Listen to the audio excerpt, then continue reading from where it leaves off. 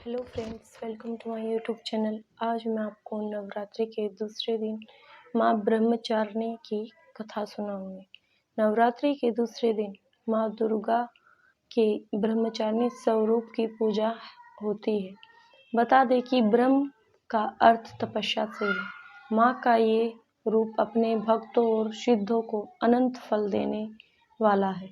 इनकी उपासना से तप, त्याग, वैराग्य, सदाचार और संयम की वृद्धि होती है।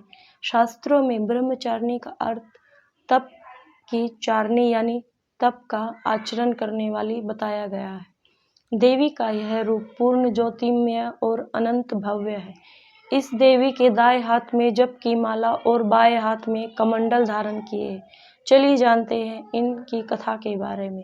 मान्यता है कि पूर्व जन्म में इस देवी ने हिमालय के घर पुत्री के रूप में जन्म लिया था और नारद जी के उपदेश से भगवान शंकर को पति के रूप में प्राप्त करने के लिए घोर तपस्या की थी। इस कठिन तपस्या के कारण इन्हें तपस्यारिणी अर्थात ब्रह्मचारिणी नाम से अभिहित किया गया।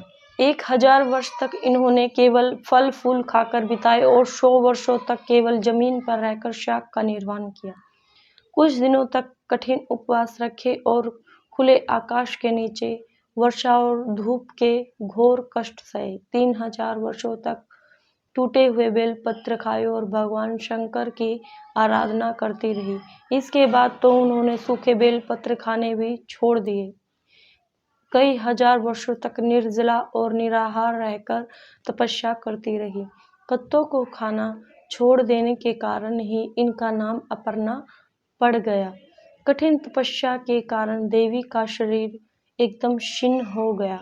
देवता, ऋषि, सिद्धगण, मुनि सभी ने ब्रह्मचारिणी की तपस्या को अभिभूतपूर्व पुण्य कृत्य बताया, सराहना की और कहा, हे देवी, आज तक किसी ने इस तरह का कठोर तपस्या नहीं की।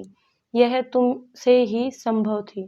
तुम्हारी मनोकामना परिपूर्ण होगी और भगवान चंद्रमौली शिव जी तुम्हें पति के रूप में प्राप्त होंगे।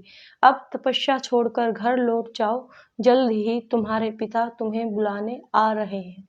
माँ ब्रह्मचारिणी देवी की कृपा से सर्व सिद्धि की प्राप्ति होती है। दुर्गा माँ के दूसरे दिन देवी के इस स्वरूप की उपासना की जाती है। धन्यवाद।